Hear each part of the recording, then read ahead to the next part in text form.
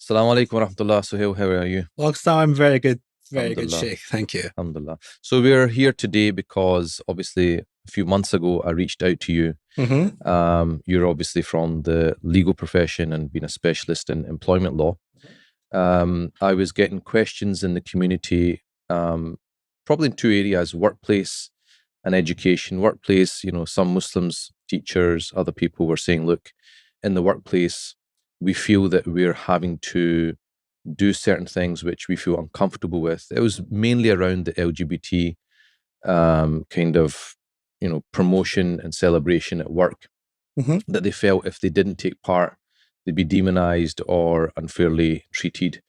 And as you know, Muslims generally have this feeling that they're kind of demonized anyway in the media. hmm And many will report Islamophobia at work or in other spheres of society. I'm sure you're quite well versed in that. And I reached out to you to just get some clarity on what the law says, because even as myself, somebody who gives talks or maybe Jummah khutbahs, hmm I wanted to speak about some of these issues. Obviously, the Islamic perspective is fine. We know what our faith says, but we live in a secular society, and we have to, obviously, stay on the right side of the law. And so I'd reached out to yourself and a few other people just to say, look, well, what if I'm saying this particular statement, is that problematic? Is it not problematic? So I have to propagate the faith, but at the same time, like many other people, we don't want to get ourselves into trouble. And then obviously we had lots of discussions about the Equality Act and other things, and I got up to speed, and I felt that having knowledge of the law and knowing what I could say gave me a confidence, and made me a lot more confident to speak about this publicly. So the purpose of this conversation is really just to help our community become a bit more familiar with what the law actually says, and to alleviate, I think, some of their concerns, anxieties, and fears that they may have. I mean, it's not something specific to just Muslims. Obviously, Of course. people are feeling this across the society. There's celebrities who have said statements and then it's affected their business. So people are genuinely fearful of losing their livelihood, and even with people in the legal profession, I had great difficulty with people. Articulating it, yes. Yeah, I had great difficulty with people coming forth to say anything publicly. They're fine hmm in a private capacity, but there seems to be this fear and anxiety, and just I think a fear of livelihood, losing the livelihood. They don't want to get into the wrong side of the law. So this is why I invited you to have this discussion, and hopefully through these questions, you can clarify what the law says on these matters. Absolutely. So can you just tell us a little bit about yourself, Suhail, and from your experience, have you come across this type of issue where Muslims have come to you and said, "Look, I'm feeling like this in the workplace," and what advice would you kind of generally give from an employment Yeah, law absolutely. perspective? Yes, I mean, I'd love to have the discussion. I mean, it is a general discussion, about the law and how we can use it and how we can protect ourselves there. I should probably start off, the boilerplate that this is not legal advice. If there's something relating to your case, please go and approach a solicitor. So my background, rightly so, I am a barrister specializing in employment law and regulation and data protection. I've got about 15 years experience in employment law and the Equality Act. On top of that, what I do is I actually work closely with HR on conflict matters there. I've worked in healthcare, local government, civil service. I've worked in logistics. I've worked in transportation and energy sector. Currently, right now, I'm a non-practicing lawyer as I've moved away here. Now I work in the Middle East, but I work very closely with HR and I see a lot of employee disputes there and advise on a lot of pre-litigation, post-litigation matters on this issue. So I'm very well aware of a lot of the problems that's caused a lot of the anxieties we face here. But hopefully, inshallah, I can provide some nice tips to help the community and help people Inshallah. just have a better understanding of what's going on here and what rights they have here. So more than happy to be here. Thank you for having me.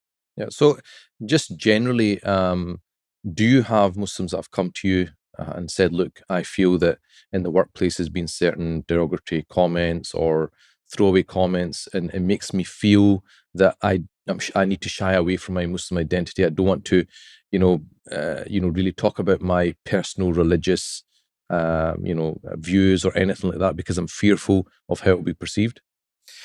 Yes, I mean, there is a lot of anxiety because of the current situations. People feel disenfranchised. People feel that they can't talk about their religion, their race. People fear they can't discuss it with their employer. They fear that Islam is in some way subordinate here to other people's beliefs here. Um, Yes, I find a lot of people come to me with similar problems, not only from the Muslim community, but other religions community, because they have, legitimate concerns. There's a conflict of their ideals. There's a conflict of interest. There's a conflict of ideology, and what I call a crisis of conscience here. So yes, we have a lot of people approaching me, coming forward, asking me for advice and how to have this discussion with their employers. And as a general kind of, obviously, this is going to be specific, isn't it, to each case? But as a general rule, what are the kind of things that you get them thinking about, or general kind of tips or advice that you give them? I think the best place to start is what happens when you hear a derogatory comment about your religion or even your race here. How would you react here? The first thing I think that not only the Muslim community but the religious community need to be aware of is their rights. And knowing your rights is absolutely pivotal. It's extremely important in the society here. And this is one of the reasons I went into employment law here. So the Muslim community need to know their rights here.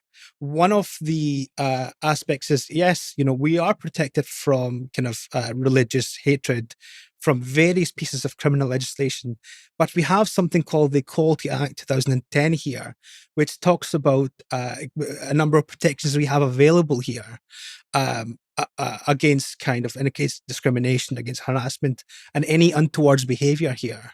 So just a very simple discussion, Sheikh, there's 3 elements of protection we have available in the Equality Act here. So effectively, Section 10 of the Equality Act basically says that we are protected from direct discrimination. So that means you're protected from somebody directly treating you differently because you're Muslim, saying untowards comments here. So what would be an example of that? So someone effectively coming and saying we don't hire Muslims, we don't hire this directly. So that's direct discrimination here. Okay, so that's the first element here. The second element is indirect discrimination. So this is probably a lot more subtle. When someone say, they won't say to you, we'll not hire Muslims, we will not hire this, but they put into their environment a rule or provision, a practice there, which indirectly discriminates against Muslims. So, for example, if there's a rule that, well, actually, in all meetings, your hair needs to be uncovered, that disproportionately affects women who wear hijab or burqa here. Similarly, if there's a rule that says that, you have to have all important meetings on a Friday afternoon, which will indirectly affect Muslims who choose to go for the Jummah prayer, that's an example of an indirect rule here. There was something I remember a few years ago about women wearing niqab and teaching. Remember, in the teaching profession, they were saying something about there's this discussion that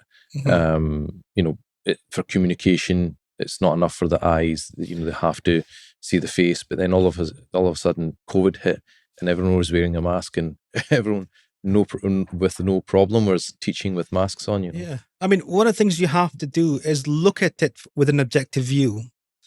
Does it affect your capacity or capability to do your job? And nowadays with Zoom, where you have the impact of turning your camera off and attending meetings there, it's very hard to argue that you need to show your face within meetings here. But these are case-by-case examples there, and they require more discussion with your employer here.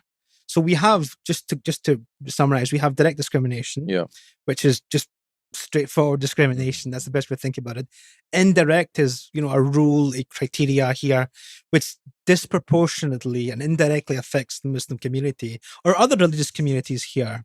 I guess that would probably be the more cases in that area, isn't there? Because I don't think any employer is going to be trying to do it directly, because we'll get caught out.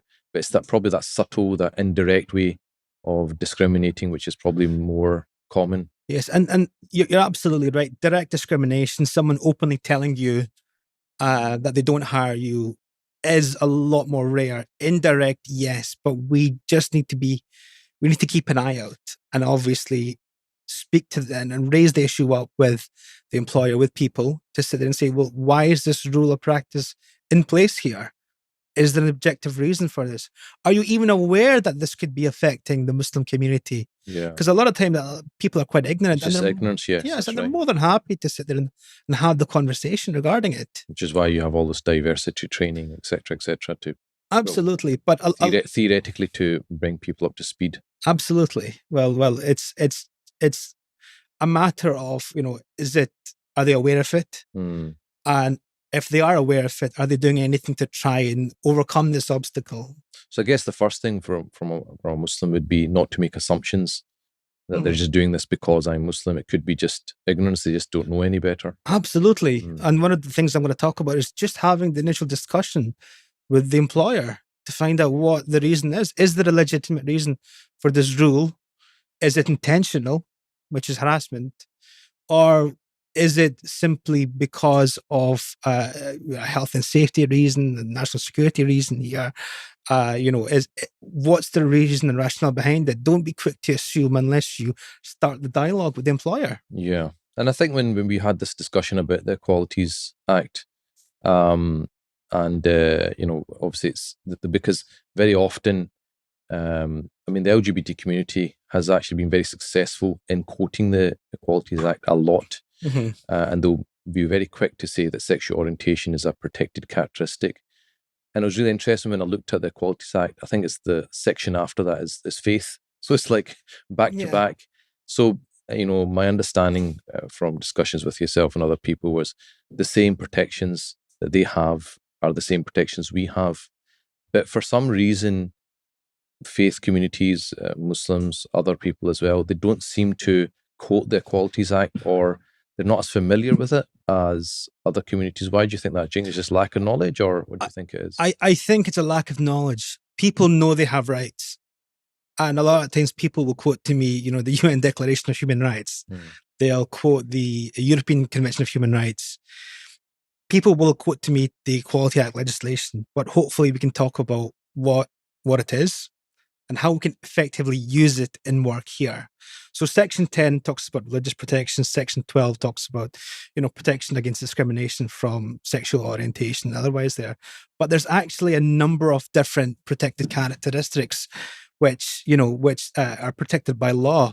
So, for example, you are protected from discrimination and harassment. Disability. Because of your age, because of your disability, your gender, race, the fact that you've changed your gender here, the fact that you're married or in a civil partnership, pregnancy, race. We're protected against discrimination because of race, which is very relevant to Muslims here. Religion as well, and the fact that you're for a person's particular sex, or because of your sexual orientation. So these are what's called protected characteristics here. And there's no hierarchy here. All of these protected characteristics are protected by law. And you're protected from direct discrimination, indirect discrimination, harassment, which I'll talk about in a second here. But there's various other protections, such as indirect harassment or discrimination by association or third-party harassment. So there are a lot of protections for these individual groups here. Yeah. So absolutely. I think you made a good point that there's no one group is not prioritized over the other, but there is this kind of discussion of hierarchy of rights that, this was another discussion I had with another lawyer, but that, and I think he explained it quite well. He said that, look, the law is looking at, it's trying to protect everybody. So like you said, you went through all those categories, right? These are all people that shouldn't be discriminated. They should have equal opportunity, etc., etc. But then they understand that at times there's going to be a clash where obviously one group might fundamentally disagree with another group. And I guess the law is trying to balance that, to say, well, okay, both groups should be free to say what they want and not be discriminated against, and there shouldn't be any hatred and so forth. But how do we balance it when there's a clash? And I think that the feeling is that where there's a clash, like say, for example, with the faith community, with somebody they may fundamentally disagree with, the most obvious recent example is with the LGBT community, who, for example, when it comes to, they want the conversion therapy ban, right? They want that, pushed through. And there are some communities, like the Muslim community, who are opposed to that. So you've got two groups that are kind of clashing, and you may have other groups, two opposing beliefs, like you have pro-abortion, against abortion. You very often you have two camps that are diametrically opposed to each other. So when you're saying that they're all equal, but the feeling people get that if there's a clash between the two, then the law or the government, and then you can maybe differentiate between these two for me, that they will side with one over the other. The Equality Act is quite specific. There's no supremacy of Christians versus Muslims here. What the law says is that these people require protection because of their identity, whether they're married or civil partnership, whether Islam or Christianity or Hinduism, Judaism here, they are protected from unfavorable, unequal treatment because of their identity here. Right. So you have in the society the right to hold beliefs, to practice your religion, and Islam is a well-known. There's a lot of case law, about the right to practice Islam here. Maybe that's the element of pessimism from the Muslim side to think that we are not equal, that we are in some way subordinate. But we have the right to believe. We have the right to practice our belief with limitations, which I'll talk about a bit later here. But certainly we have equal protection for anyone and anyone believes there. So if anyone says that they believe that their religion or their beliefs is subordinate, I'll say, well, you're entitled to practice it just like any other Christian or any other religion moving forward there. Yeah. And one of the discussions that we had, which you pointed out, was quite an interesting point, which I think needs a bit of clarity, which is that your identity is protected, but not your belief. Now, what does that mean, that your belief is not protected? So here's the thing in law here. So your identity, if you identify as, a Muslim, or you identified as, LGBTQ, or an atheist or a humanist here, you have the right to be treated equally because of your identity, because of your religion. The law cannot protect individual beliefs. If you think about it, logically, if your belief is racial supremacy, of hatred, of violence towards other people, if it interferes with other people's human rights, and there's lots of examples of hate speech and hate belief, how can the law legitimately protect that belief? Right. So there is a balance here. Right. One of the things that we need to be aware of is just a brief discussion of the law, I promise there. Article 9 of the European Convention of Human Rights talks about the right to hold a religion and even to change your religion and hold these beliefs there. You are protected under Article 9, and Article 10 talks about the right to freedom of expression here. So Article 9, the right to hold a religion, to practice that religion without any unlawful interference there, it's enshrined. It's called an absolute right here. The preceding section, Article 9.2, talks about the various limitations to hold that belief here. So, for example, the state or the authorities can't interfere with your right to practice unless, for example, there's a public safety reason. Right. So you can pray your salah, but you can't pray on the hard shoulder. You can't pray on a traffic island. You can't pray where there's a risk to public safety here. Yeah. Public order as well. If there's a danger to public order, health or morals, and we've seen this, for example, in COVID, where a lot of the mosques were closed because of the infection here. Yeah. So these are all legitimate reasons, and it's just a very brief summary here. And also, they can't protect your right to practice or manifest your religion when it interferes with the rights and obligations of others, the freedoms of others there. I think that's the key point, isn't it? It's that when you're articulating your faith, you have to articulate it in a way that, look, this is our beliefs, this is our standpoint, but we're not calling for hatred or violence or any kind of clashing with other groups. We're just, this is what we believe, and other people are free to propagate what they believe. We're free to propagate what we believe, and I guess the law is like trying to do it harmoniously so that both groups kind of get their rights without interfering with each other. Absolutely. I mean, one of the things that we talk about is effectively, where does your freedom end, and where does other people's freedom end as well here, where there's a clash. So, for example, if your religious belief is corporal punishment to beat your children, then the law can interfere and say, well, actually, no, this affects the rights and the harm to the child here, so therefore this is banned here. Another example, where if your religious belief is, for marriage under the age of 16 of underage sex, the law can turn around and say, well, actually, no, this is incompatible with our rights. But there exists a very good common ground there. There is a compromise, there is a flexibility here, but legally speaking, you have the right to hold your belief. There are restrictions to practice it. And some of these are, very good examples: health and safety. If you're, for example, if you're doing surgery here, you can't stop your surgery and start praying while the patient's open. These are health and safety reasons, and there are legitimate reasons here. Yes. And we Muslims need to be considerate of the practical implications of this here as well, and not only be aware of our rights, we need to be aware of the rights and responsibilities of others. So what if someone said, from the LGBT community, right? Maybe, says they're a Muslim and they identify as gay or whatever. And they say, look, by you saying that homosexuality is a sin, by saying that you're encouraging hatred, you're encouraging hatred towards, or you're being homophobic or something like that. So how would we balance that by saying, well, no, Islam says that homosexuality is a sin, but I take it we just say, well, homosexuality is a sin, but we're not calling for people to go be punished for it in this society. I mean, that's between them and God. It's a sin.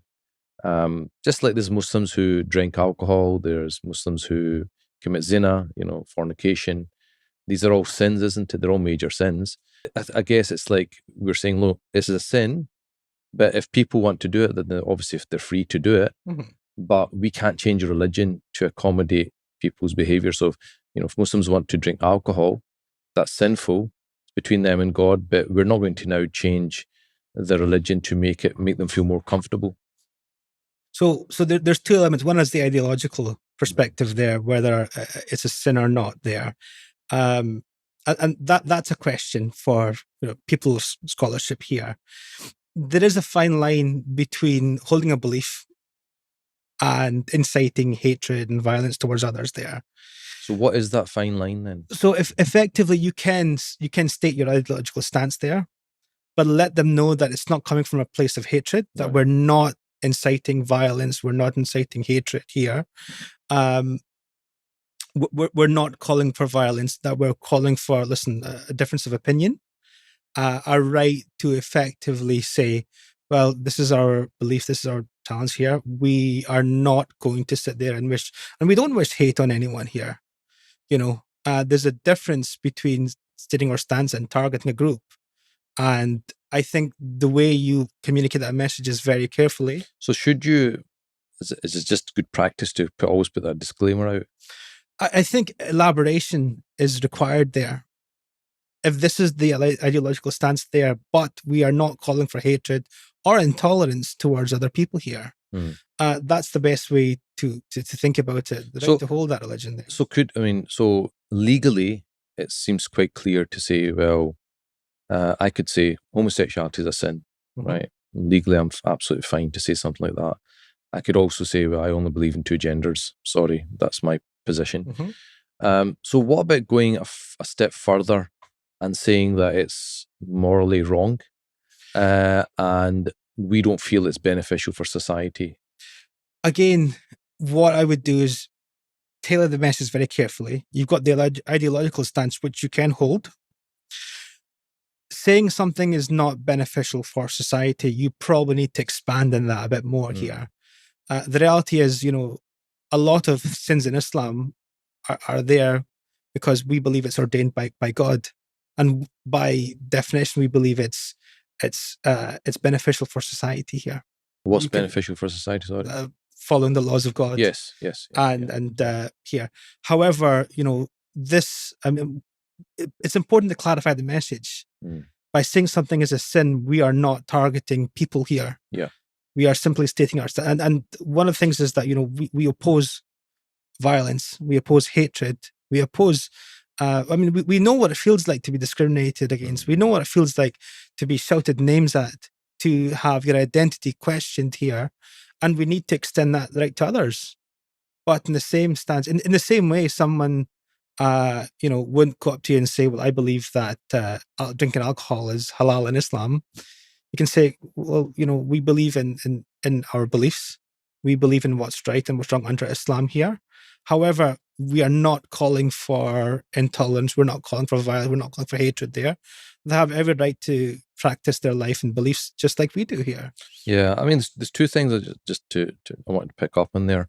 One is that the point you were saying that we know how it feels like to be targeted, right? And obviously there's lots of stats about Islamophobia, and there's a whole push to get a proper definition for it.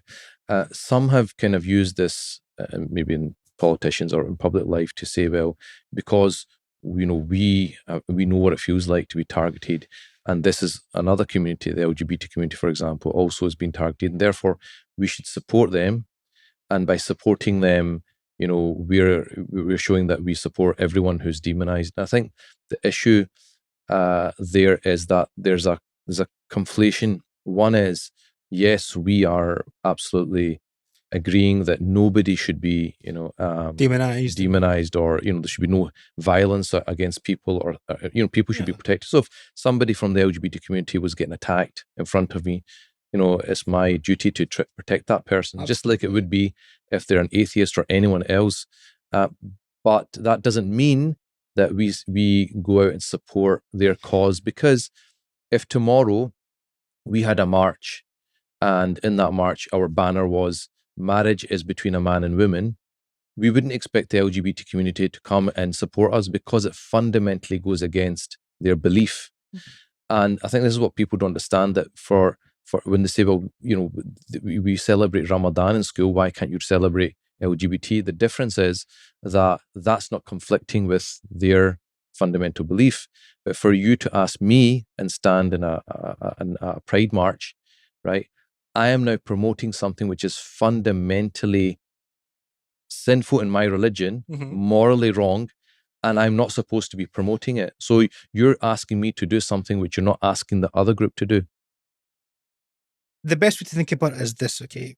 We have a society where we have difference of beliefs, and we have the right to disagree, just like we disagree with, Jesus being the Son of God. Yeah. Just like we disagree with a lot of other people's lifestyle there. But yeah, so if there's a march saying Jesus, Son of God, we're not exactly going to go there and show our support for that, are we? We can disagree, but we don't disrespect. Yes. Because, yes, we've seen violence towards that community, and it's abhorrent, and many of us can relate to that there. But there is a crisis of conscience. There's an internal conflict within our beliefs there. And it's not coming from a place of hatred. There's not coming from a place of intolerance here. It's just a simple disagreement, just like we disagree with sex before marriage, just like we disagree with drinking alcohol, or I think the alcohol one's a good one, because it's something that everyone can understand, even non-Muslims. They know generally, okay, Muslims don't drink. And even if some Muslims do drink, they know that Islam as a religion doesn't allow drinking. But the fact that we hold that belief that it's a sin, and the fact that we do not do it, it doesn't mean that we've been going out doing marches against alcohol in society, or we've been going to pubs and harassing people. I mean, we get on with life. I mean, alcohol's around us. We've been brought up in the West, in Scotland. Alcohol's been there from day one. It's been around us our entire lives. And we've seemed to manage to navigate no problem whatsoever. Our non-Muslims that we were at university with, sorry, I don't drink. At work, sorry, I don't drink. They understand that.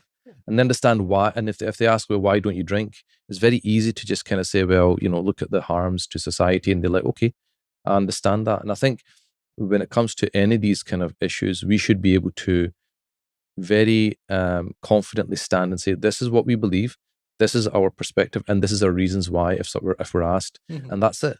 That doesn't mean that if I view alcohol as, or wine as, forbidden, it doesn't mean I'm alcohophobic. So just by me disagreeing with the LGBT community on certain issue like homosexuality doesn't mean we're homophobic. And that message, although it seems quite clear and simple, seems to be very blurry at times. Yeah. I mean, there's this belief that because we disagree, we hate them. Yeah. And that's simply the furthest from the truth. We're all, to an extent, sinners. And what's important is to sit there and say, well, I'm entitled to hold this belief under law here. And it's not coming from a place of hatred. It's just, this is my personal beliefs here. This is my religious beliefs. I'm entitled to work in a place without harassment because I'm Muslim here. I simply just disagree with participating in the same way that I don't, celebrate Christmas here. I personally don't believe God has a birthday.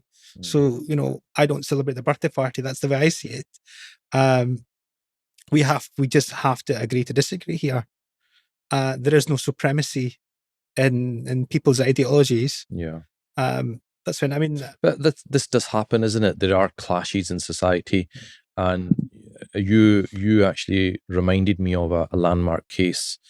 And when you reminded me of it, I remembered it in the media, that it had been in and out the media, and it was about this Lee versus Ashers. It was a homosexual man asked a Christian baker to make him a cake with support gay marriage, which was illegal at the time in Ireland.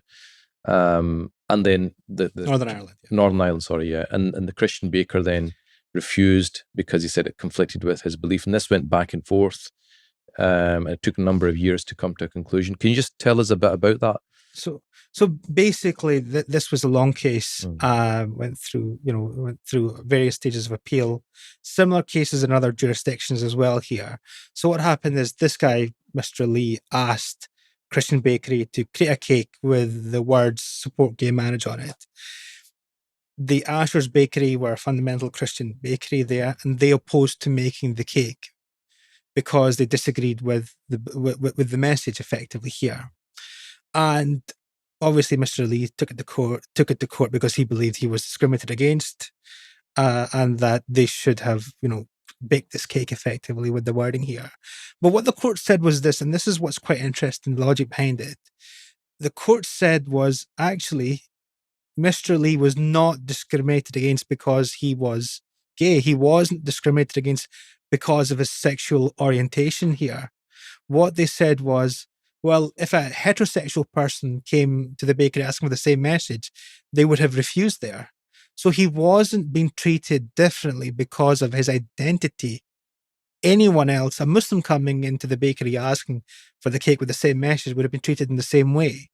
So what the court said was, well, actually, under Article 9 of the European Convention of Human Rights, which we talked about, they're entitled to hold their belief that, that marriage is between a man and a woman here. They objected to the belief, and they did not treat him differently because of his sexual orientation, because of his identity there. So they just objected to the message there. They objected to the belief, not the actual person.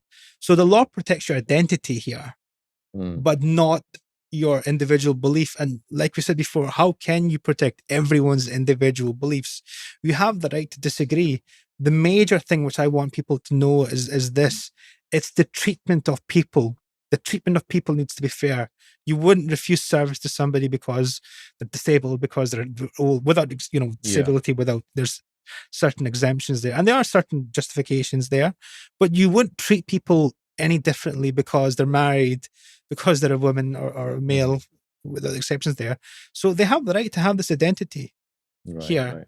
And so that's what it's about. It's about protection of the identity, not the individual beliefs here. Yeah. So the issue was, I remember you saying to me that you can disagree with the message, but you can't discriminate against the person's identity. Yes. So you can't discriminate because their identity is one of those protected characters, which we talked about earlier here. And you basically wouldn't, even as a Muslim, you wouldn't treat people, you wouldn't treat them with hatred because they hold a certain religion or a certain sexual orientation here.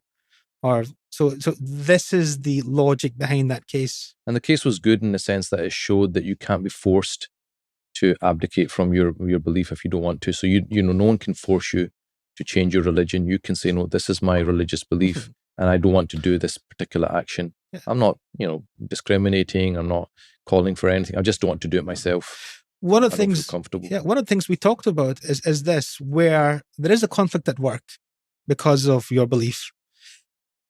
The best and the easiest thing to do is enter into that discussion with your employer to find out, well, actually, what do you perceive my belief to be?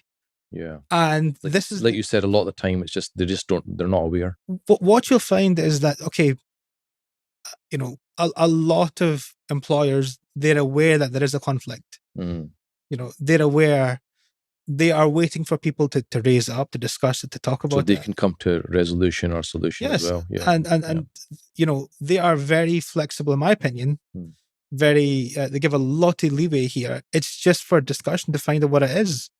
I remember that I was reading about it, and there was an activist, an LGBT activist, who actually agreed with the decision.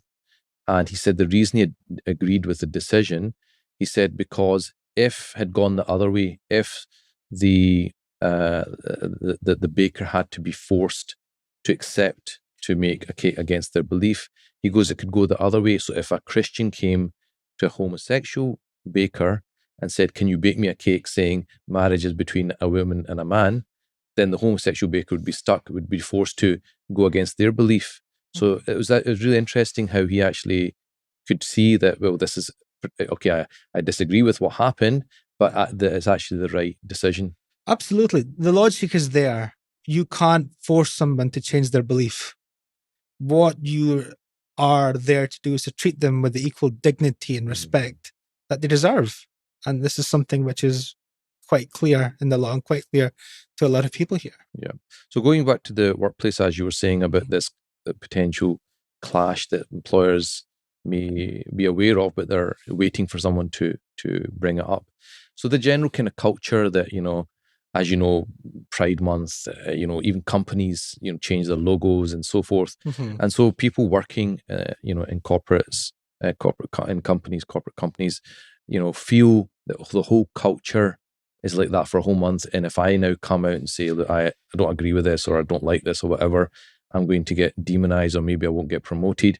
So let me give you an example. So say there's an accountant, and the accountant, and everyone's wearing a rainbow badge, and this accountant's Muslim and doesn't want to wear the rainbow badge. What's the best way of him approaching his boss about this? I mean, I understand the apprehension there. No one wants to sit there and be the stickler here. One of the things you can do is, I mean, we have a sample request there, is to approach your employer either by email and say, listen, thank you for the opportunity. I don't agree with any violence or hatred towards anybody here, and I'll do my best to sit there and make sure everyone's treated with dignity and respect. However, I'd like you to be made aware of a conflict with my internal beliefs, with my religion here. And I want you to be made aware that this doesn't come from hatred. This comes from a place of respect and if anything, care towards other human beings here. And okay, yes, I don't agree with certain people's beliefs or certain people's lifestyles there, but I come from a place of respect. And a lot of these initiatives, these called diversity and inclusion, and then the initiatives there, a lot of them are voluntary, and a lot of employers, most employers will give the option of opting out of these here. But the best place to start is send the email, talk to the manager, and make them aware of a crisis of conscience, an internal conflict, and just say, well, listen, I'm here to do the job. I wish love and respect and dignity for this person here, However, in the same way, I don't celebrate Christmas.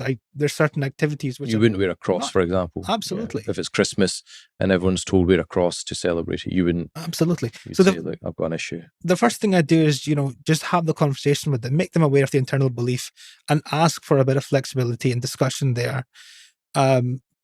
If for example, you're hired for a particular purpose to do a job there, is it necessary for your job to celebrate someone's lifestyle here?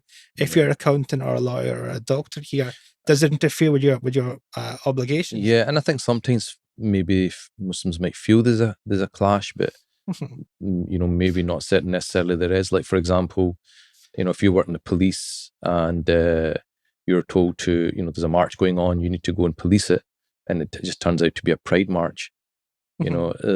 They might feel there's a conflict, but is there really a conflict there? Well, here's the way I see it here. The police in these marches, they're there to provide security and protection for the people who march, but also from, members of public who try to harm them here.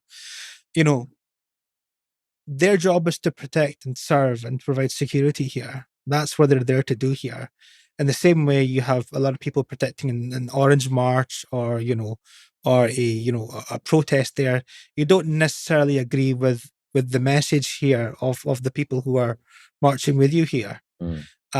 You're there to do a job. You're there to provide security. So treat them like any other people here. If you're asked to, provide protection, security, and you refuse to do it because of someone's identity, it may be classed as insubordination, because that's a legitimate instruction for a particular police officer. Could be the Orange March, for example, and you're there, or Catholic police officer, or some other cause, and you have to go and police it, which is different from the police being asked to wear. Okay, you're going to the Pride March, but you have to wear rainbow badges at the same time. There's a difference between aligning yourself to a message and providing security or this, and that distinction needs to be made here. But like I said, the best place to start is have that discussion with the employer, see if there's any flexibility, see if there's any leeway here. Honestly speaking, Sheikh, a lot of people, most people will probably know that there's a conflict between religion and certain people's lifestyles. They know it. They are just wondering how to have this conversation with you. So make them aware. Like I said, the problem with the examples is everything's a case by case basis. Each case is on its own merits there. But distinguish between doing your job, which is, in my opinion, Islamically, the right thing to do to provide security and service, and aligning yourself and celebrating someone's message and belief there. Elements of protection in the Equalities Act, you mentioned discrimination, indirect discrimination, which I said, is probably more common. And what was the third one? So there's direct discrimination, there's indirect discrimination here. And the third main element I want to talk about is, you're entitled to live and work in a society free from harassment here. And the reality is, you shouldn't be harassed for your religious or racial background here. One of the things that we want to look at is what is harassment effectively. So if a person engages you in a certain manner which is unwanted, and it's relating to your race or religion here, and you feel that this behavior is violating your dignity, it's intimidating, it's degrading, it's designed to humiliate you here, and it's designed to create a toxic environment for yourself because of what this person is doing here. So Muslims need to be aware of the reality that, yes, they can live in an environment where, that's free from humiliation, from, free from being debased here. And this used to happen a lot in, after 9/11, it was quite common, because obviously it's pushed so much in the media, the correlation between Muslims and being terrorists. So it was almost like people became used to saying this kind of stuff. I remember I was around about that time. I was going back to Syria actually to study, and I met someone, and he very comfortably, felt it was fine to say, "Oh, hope you don't go there and make bombs." It was almost becoming normal, and it wasn't just one incident. There was another instance where my father told me to go and drop some food off at one of his friends, non-Muslim friends, And the same thing, they're asking, so what are you doing now? And I said, oh, I'm going back to study. Where are you going to study? And again, very comfortably felt that it was fine to say this kind of stuff. So you do get, from time to time, people, saying, that they heard this comment in work, and they've almost like become accustomed to it. Yeah. So I guess, it'd be good to know what actually constitutes harassment, and how would you bring that up with your employer? What would you kind of say? The first thing we should understand is that these comments, either direct, indirect, subtle here, these need to be recorded. These need to be reported here. Do you mean recorded on your phone, or do you mean like? I mean recorded. In a reported is probably the best way to think about it. There, in the form of an email. If someone makes a comment like this to you here, what I would always advise people is, if you can, and if you're in the position, try and speak to that individual and try and clarify what's been meant by that. Is it a misunderstanding? What's the background to this there? If you're in a position to do that informally, try and do it. So would it be just even things like if someone at work said, well, people like you? Yeah. I would say, what do you mean people like me? Clarify what is it exactly doing of this? I have a belief, and this is from my many years working with HR, that people behave in a manner, people act poorly because they believe that they can get away with it, that they're not held accountable for these beliefs, for this behavior there. And bad behavior consists because it's not reported, it's not recorded. People think they can get away with it. So it continues, it festers, and it eventually creates a toxic environment.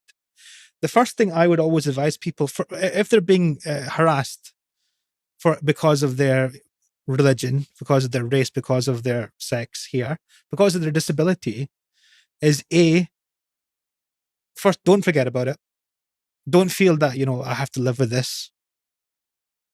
Record it. I've included a very nice bullying harassment template, which, there's a link in this video here. Write it down. If you can't approach them informally, write down what happened here, when it happened. I want you to start keeping a diary of these incidents here. And we need to sit there and hold people accountable for this behavior. Because the reality is this, you're free, just like anyone from any race or religion here, to operate in an environment free from humiliation. You're free to sit there and enjoy and work without, a toxic environment. So this is something that you need to be aware of here, that this is what harassment is. It's derogatory comments. It's designed to humiliate, to degrade, to insult somebody here. So would you say that the protections are there in law, but Muslims are just not using those protections? Muslims are falling into a type of apathy, and just because it was so much in their face in the media, and they just kind of got used to that this is just the way it is. Where people are going to say this stuff about us.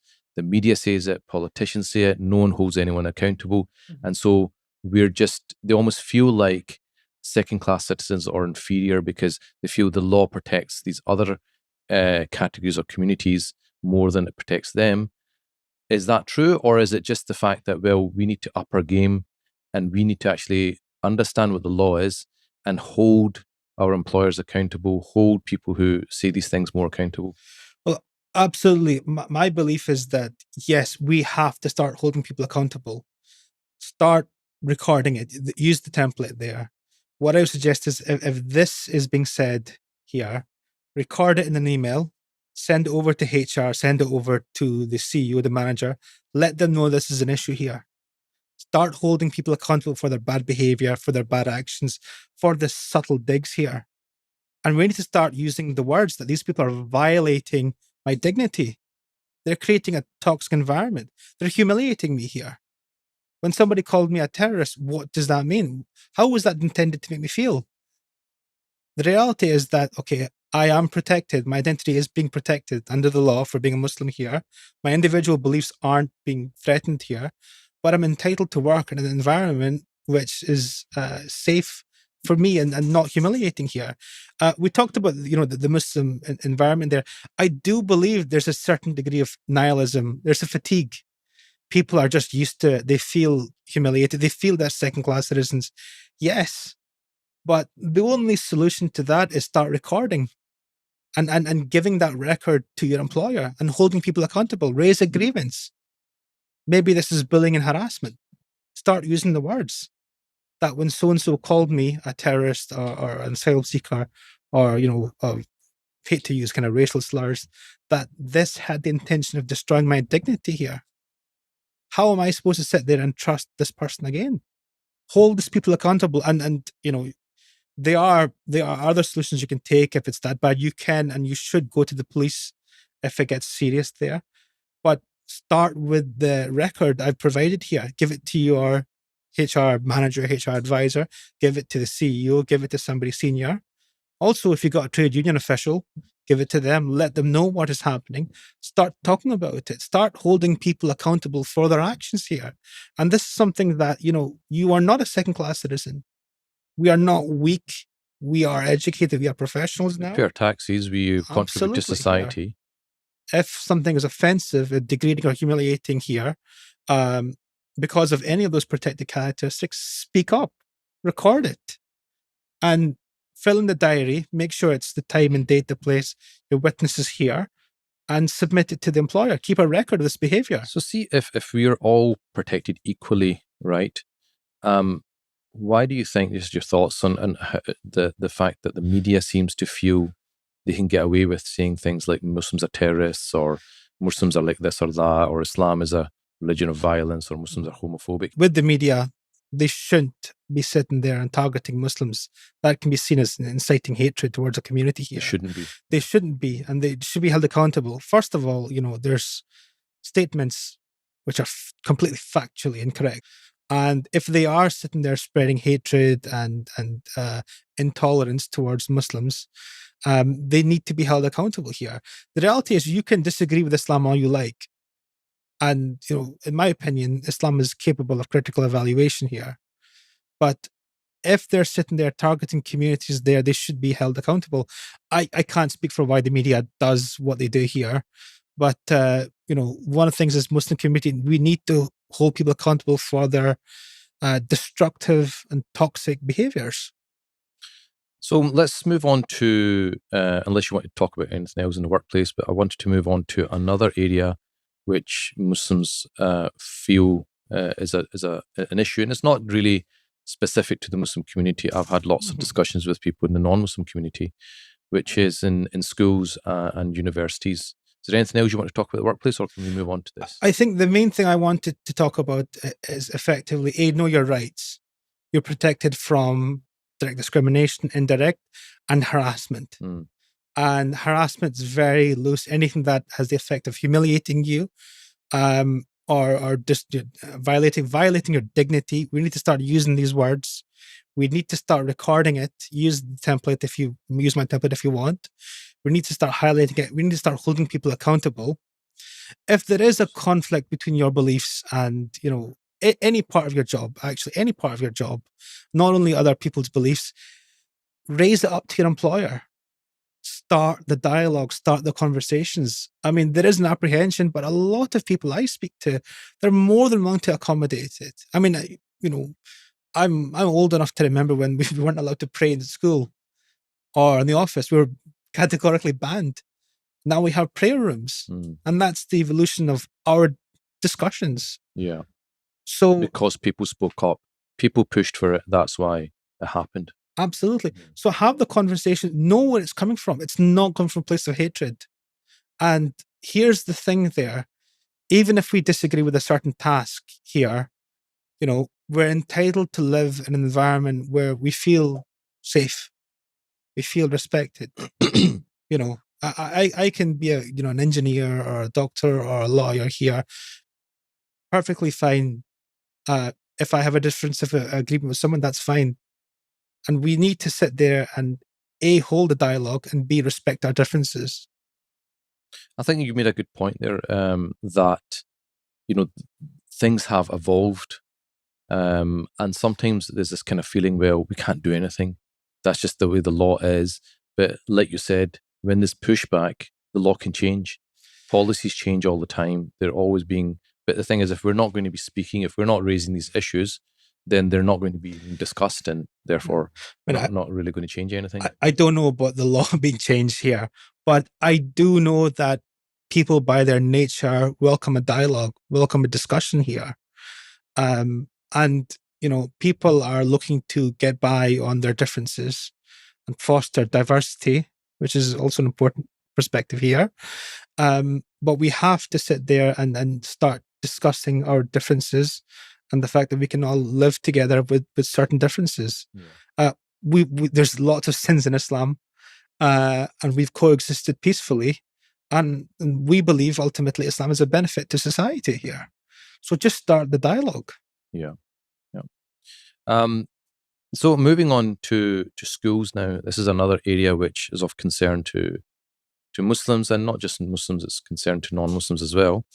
In terms of the way, in particular, at the moment, the main thing that people are concerned about is gender ideology, how LGBT ideology is getting pushed in school because it's been, been made part of the curriculum.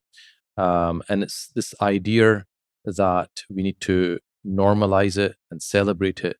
And by normalizing and celebrating it, it will then do away with bullying. So that's the kind of, thinking behind it. But then obviously that creates a conflict for people who disagree with that. And obviously for us as Muslims, it brings us into conflict with what we believe.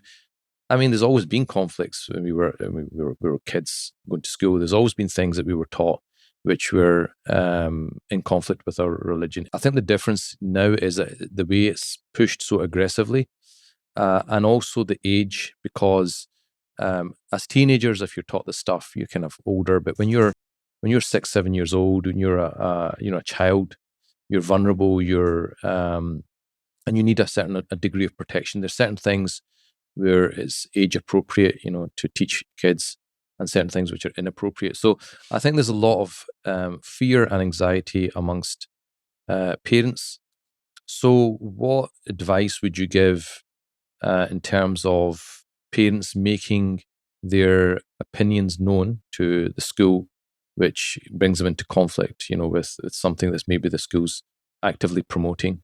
What would be the best way forward? I think the best thing is to understand the situation. First of all, the Equality Act 2010 that is not made to have an impact on their curriculum here. So there's no right to sit there and dictate what schools are taught. Schools have complete discretion on their curriculum. It normally lies with, that particular school or the board or the trust there. You cannot opt out of classes in the same way you can't opt out of, your child learning about home economics or, certain topics in biology, which we rightly said we disagree on evolution there. You don't have the right to pull your child out of school, save for the exception of sex education. That's the one class you can, certainly in Scotland, you can remove your child because you believe it's sensitive material. It's a topic best discussed probably at home with a religious context there. So everything else you can't really, if you can't really object to your child learning certain curriculum or certain classes there.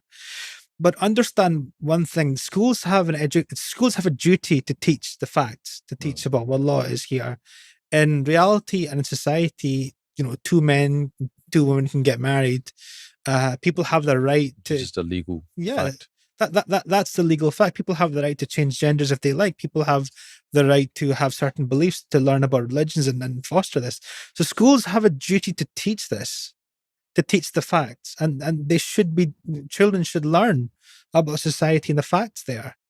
But I think the issue is that many feel they're not teaching the facts, they're teaching partial facts. So like you said, they might be teaching that, okay, you do have, same-sex marriages, you do have people who do transition from one gender to another gender, right, or believe they're transitioning, whatever that may be. But what they're not doing, it's not balanced in the sense that they're not giving the counter narrative, which is, for example, some people detransition and regret this. And the fact that major world religions do not see marriage as being between people of the same sex. And, you're talking about, I mean, Muslims themselves are about a quarter of the population, the world's population. Now, if you take into consideration other faiths, you're talking about the majority of the world that doesn't see this as normality. So I think the problem is that it's like they're pushing one particular aspect, which, like you said, I mean, if it's legal, it's legal. It's just a fact, isn't it? It's the facts of It's a society. fact. It's like people can drink, it's just a fact, right? It's a fact. But what's not happening is the balance is not there, in the sense that they're saying, well, there are many people who, so there's some, if it was said like some people believe this and some people believe that, I think that's fine, because that's just factual. But it's not that. It's just like, no, this is good and we need to accept it. And if you don't accept it, then you're a bigot, you're intolerant, you're homophobic. And then that then makes a conflict for the Muslim child, because going back to what you're talking about, the feeling of harassment, the feeling of humiliation, the feeling of the dignity, because especially if you're the one Muslim in the class and you say, well, my religion, says that marriage is not between two men, for example. We've seen clips on social media where the teachers have lost the plot. Basically, they've like had a proper go. That in itself is abuse. It's harassment. It's Yes. harassment. That's abuse. That's humiliation. That's everything. You can tick all the boxes, but it seems to be that teachers seem to feel they can do this and get away with it. So what would be the way forward in protecting our children? I think one of the things to understand from a parental perspective is this: you cannot take your child out of classes. You cannot have a big impact on the curriculum here. However, another important thing to recognize is schools have something called the public sector equality duty here, where they're required to talk to people in society, to governors, to parents there, and to foster good relations with people with protected characteristics here. So there is a duty to talk to the parents, to consult with society about what are the implications are here. What I would advise parents to do certainly is take a more proactive interest in their child's education, to speak to the teachers and say, well, listen, we understand that these things are facts in society, and we don't necessarily object to our children being taught, that their people have certain beliefs and relationships certain here.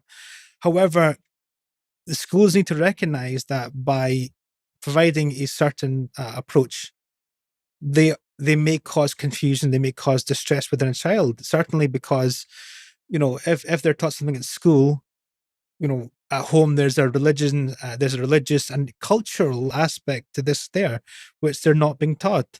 So this is the kind of internal struggles children may have, because yes, they're taught that, you can identify as whatever here, but, according to your religion here, you are, it's marriages between a man and a woman here. If they go to, the Middle East or Pakistan or Indonesia or Malaysia, there may be cultural aspects here. So you talked about it very well. You talked about the balance there.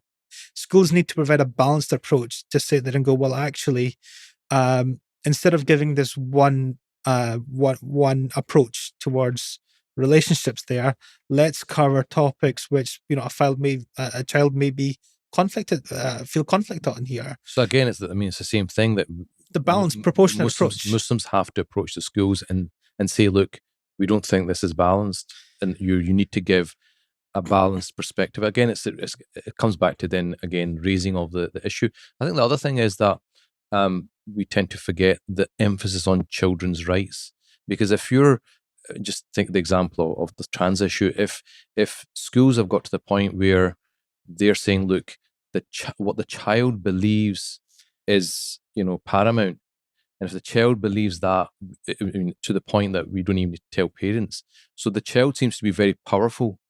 And if the child says, I felt humiliated or harassed or targeted because I am Muslim for my belief, then potentially that would get the school into a lot of problems, because the child's rights are so strong. Absolutely. I mean, like I said before, there's obviously going to be a conflict between their religious beliefs, their cultural beliefs, and what there's going to be taught in school here. Now, teachers are entitled to teach the facts, and the facts of society are that this is here, this is acceptable here. but they are required to talk and engage in a dialogue with these students there. What they can't do, which we talked about earlier, was humiliate the child for holding different opinions, for holding a religious perspective. And Muslim parents and pupils need to keep an eye out for this there. Is what the teacher's saying having the intention of humiliating, of degrading not only the child, but of that person's race or religion or their cultural community here? You need to keep an eye out. And the reality is that, yes, you need to sit there and take a more proactive approach with the schools, to sit there and say, well, actually, this is something which might cause internal conflict here. This is what the child might say here. But just engage with them, just talk to them here. At the end of the day, teaching of other people's beliefs and religions and relationships, it's extremely important for a child. But in the same way, you're entitled not to be harassed for your own religious beliefs there. Yeah. And just talking to people who have organisations that kind of have engaged with schools on these issues. Certainly in Scotland anyway, but I'm sure it's the similar situation in other places, that often, like you said, like the employer is waiting for you to raise the issue so they can find how to resolve it. They're aware there's a conflict. It's the same thing with schools. Absolutely. And a lot of the times, just like you said, people are not aware. They've got lack of knowledge of where the actual problem is. They don't actually realise, well, what's the problem here? If we're celebrating, we've got Ramadan week, why can't we have Pride Week? Why is it, you're okay with Ramadan week, we're not Pride Week? And explaining to them that they're two different things, And I think when you start to engage with the school and actually explain to them, and what I was told was, when you show that you're there to help them, that listen, we can, maybe work together. Work together. You're maybe not aware of these cultural differences or these religious differences, and let's see if we can come to a solution. A lot of the schools are kind of willing, because it makes their life easier. Absolutely. You're making their job easier, so they're going to welcome that.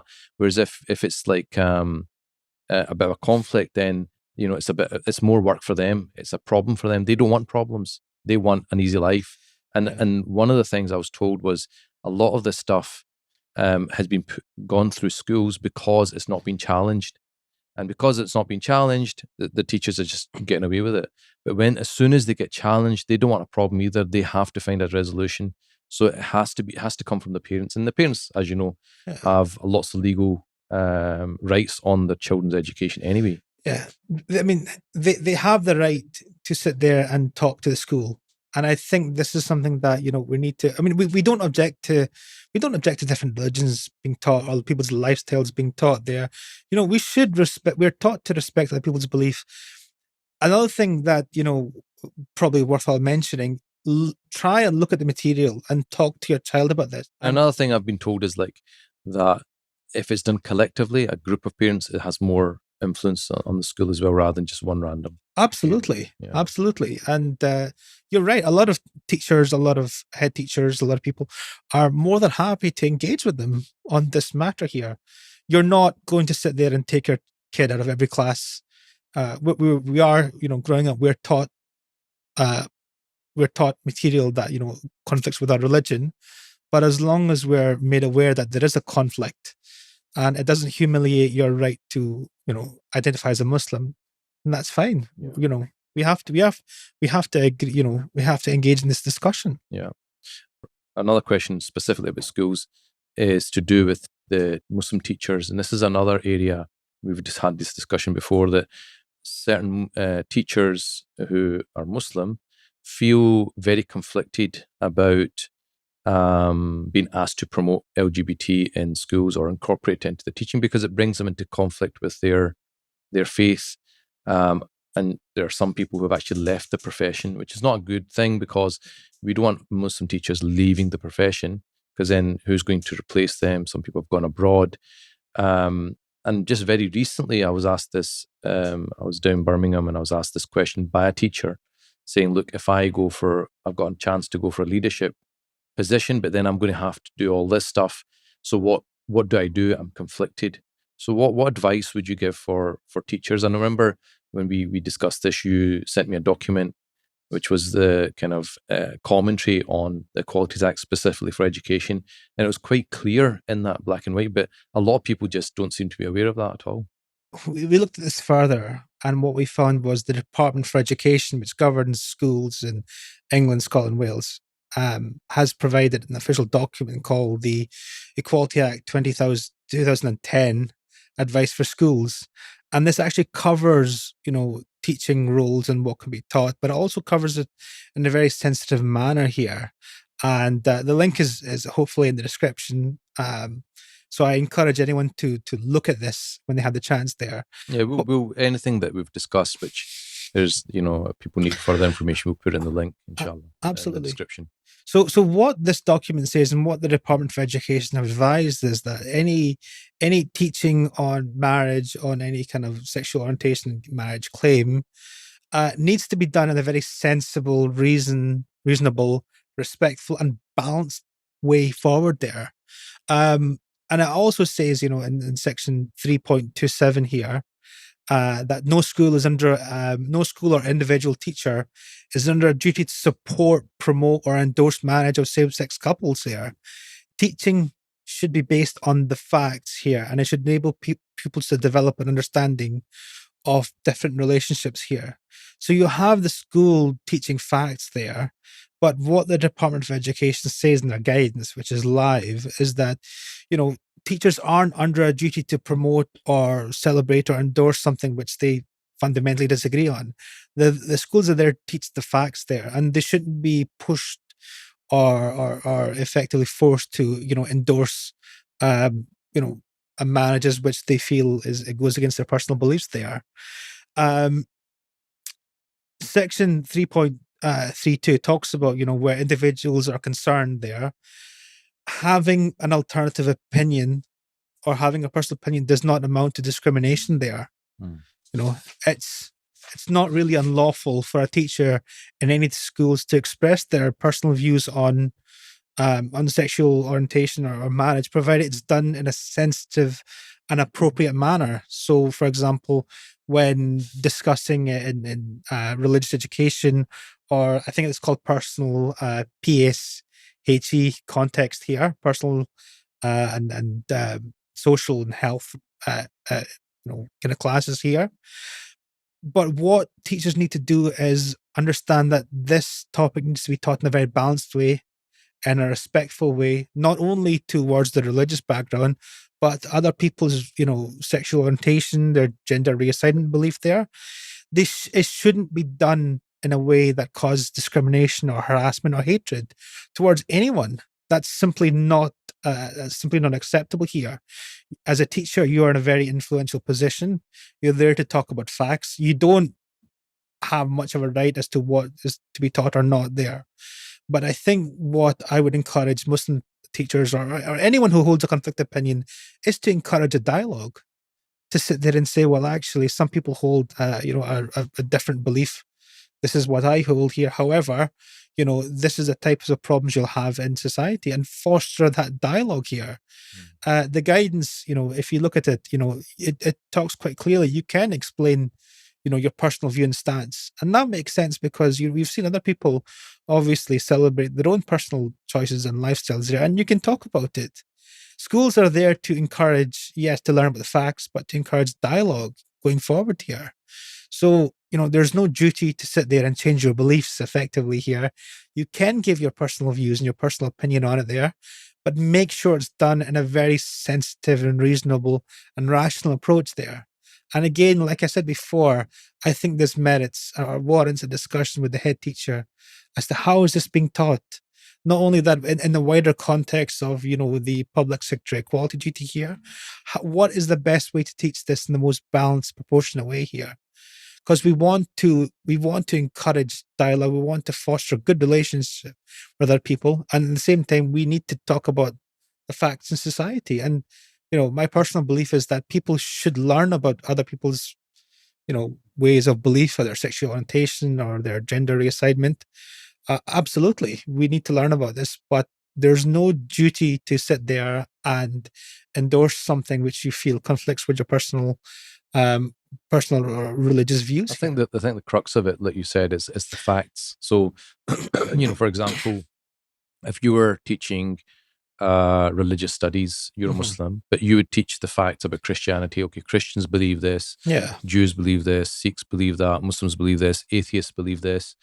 All you're not promoting atheism, you're not promoting Christianity. Mhm. All you're teaching is these are the different beliefs that people have. And you could say, me as a Muslim, I believe, in the Prophet Muhammad as the last messenger because I'm a Muslim. But you're just giving the facts of what other people believe. And I suppose this is just an extension to say, like, well, there are some people, which is true, it's legally same-sex marriages are legal. There are some people who will choose to go into a same-sex relationship and the law allows that. Mhm. But there are other people who believe that marriage is between a man and a woman, Muslims and other faiths. And so I guess it's like, you're just saying some people believe this or some people do this and some people do that and some people do that. And all you're really exposing the child to is the facts that exist in society without actually promoting or celebrating it in any way. I think, like I said before, the best thing from a teaching perspective is to engage with your head of department, with your head teacher, as to how this should be covered. The key term I look at is balanced approach. Again, with the pupils, it needs to be done in a sensitive way. The teacher is in a very influential position here, but you have the right, certainly from the Department of Education perspective here, to voice your own personal opinion. But as long as it doesn't amount to harassment or discrimination there, that should be fine. Again, it's all about balance and it's all about dialogue here moving forward. Okay, thank you very much, Suhail. That's been a very fruitful discussion. We've covered, alhamdulillah, we've actually covered quite a lot, I think. And I think for people who maybe didn't have much idea of how the law works, it's given them an insight. And obviously, it's just a preliminary discussion. It's not legal advice as well. If people have got anything, at the workplace or in education, they should go and speak to somebody in the legal profession who's a specialist in that area if they're looking for legal advice. The idea here was just to have a discussion, general discussion about some of the things that are happening and some of the ways that we should be looking at things. Absolutely. Each case revolves on its own merits here. So each individual circumstances need to be discussed, with a solicitor, with a trade union official here.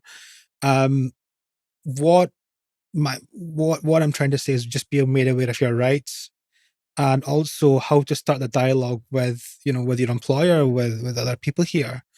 The reality is that there is a lot of confusion, there's a lot of anxiety, there's a lot of apprehension in society here. But hopefully, inshallah, this provides some clarity, a little bit of clarity on what we can do forward. None of this is coming from a place of hatred towards anyone else. So inshallah, thank you for having me. Well, thank you. Jazakallah khair. Assalamu alaikum. Thank you, Muslim.